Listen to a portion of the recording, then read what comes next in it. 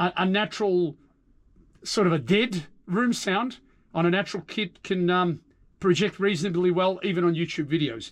I've got so many different influences that I've dabbled with in my time, and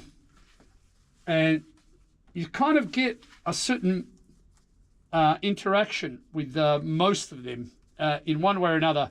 There's different segments, so rather than providing a video on one fits all, ideas come to my head, and then with ideas or recent grooves and scenarios, influences and how they derived, I had this idea where as you're kind of listening to songs like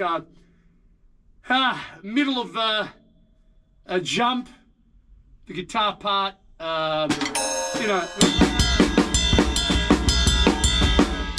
idea, bits of Fate's Warning live, a pleasant shade of grey, so many aspects like that, like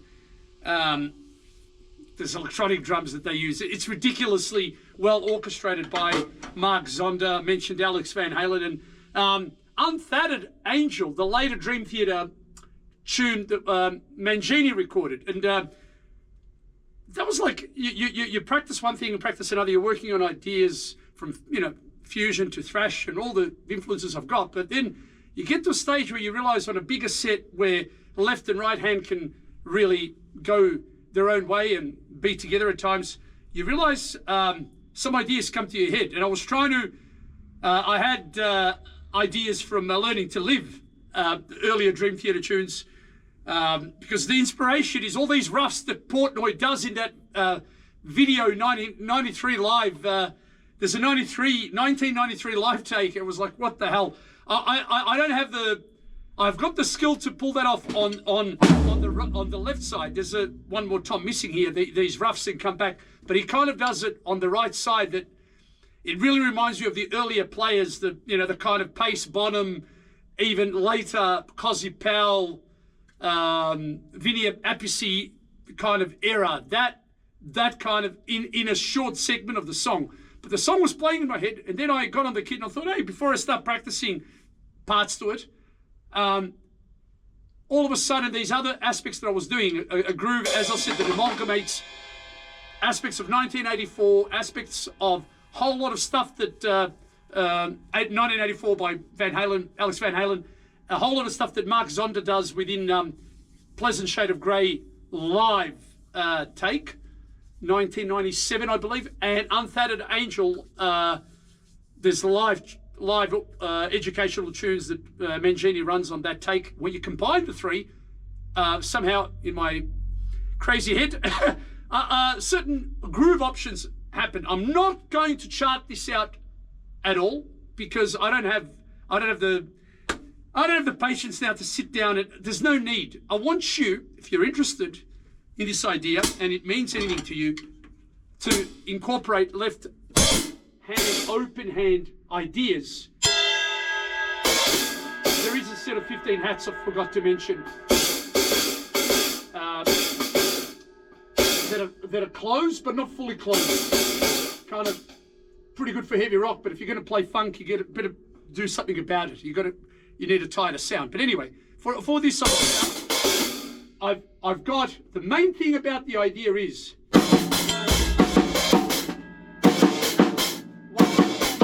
okay. So think of that. So you opening the hats, close on the one, closing on the end. Okay, the second eighth note of the first downbeat. You're hitting the snare on the 1, E, and the R.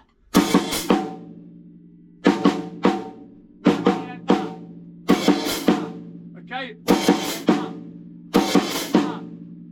What you can do, you can play the R on the bell. R of the 1 of the bell on the right as well. However, think of that as your primary beginning of the groove. Okay? So I'm inspired by the three, I call it drum tracks because any drum track has its room the primary room in the song. Okay, before the song derives, a certain drum track, an idea arrives, and then the drum track is the kind of the remainder for everything else to work off. That's the way I kind of visualize music. I don't think that ideas come from drum grooves, but I think an idea, a basic idea emerges, and then the drum groove takes over the rest, then the rest come in. I look at it as a three-pronged scenario when it comes to song development or improv, on-the-spot improv, whatever it is. Yes, it can be a scenario where drum loops start initially, but usually it's the other way around. An idea emerges and a drum loop makes a whole lot of difference to it, okay? So it's very important that we have a clear idea and cover this the best way we can from the beginning. So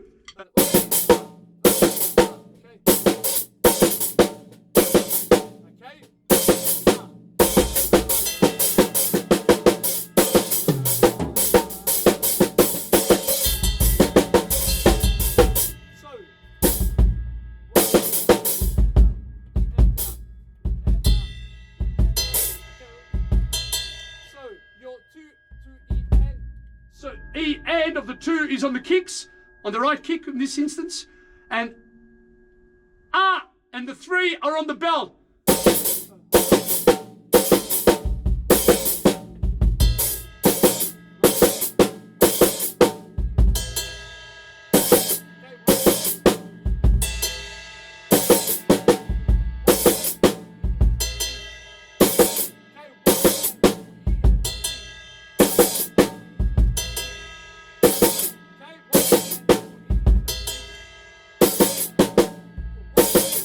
Sorry.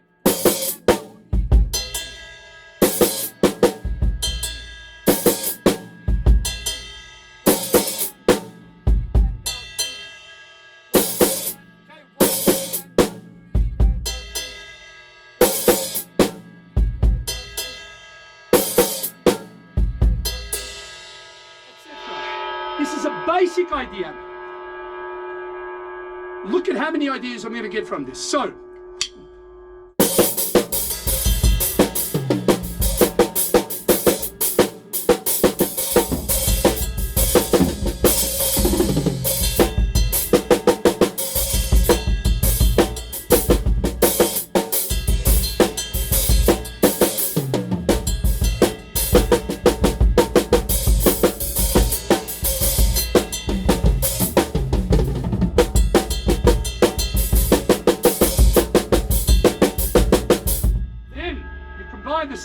the snare variations.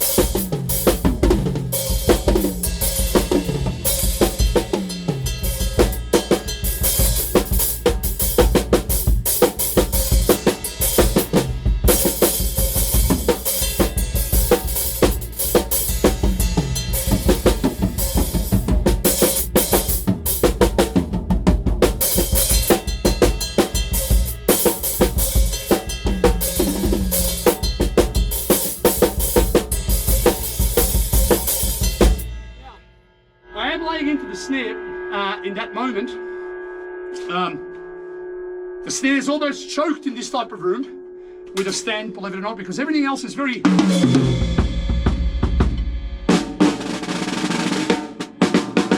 ambassadors at the top, ambassadors on the bottom. Only, I mean, I need probably something thinner on the bottom head. But regardless of the fact, there's so much you can do there.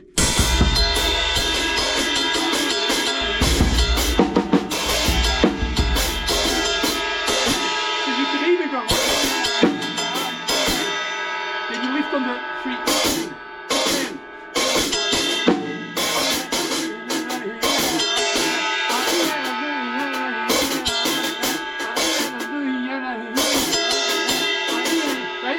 So let's try it again.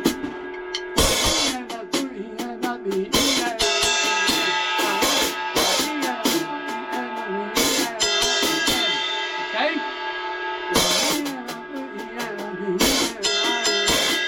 Etc. You can improvise around. There's so many combinations you can come up with. Okay.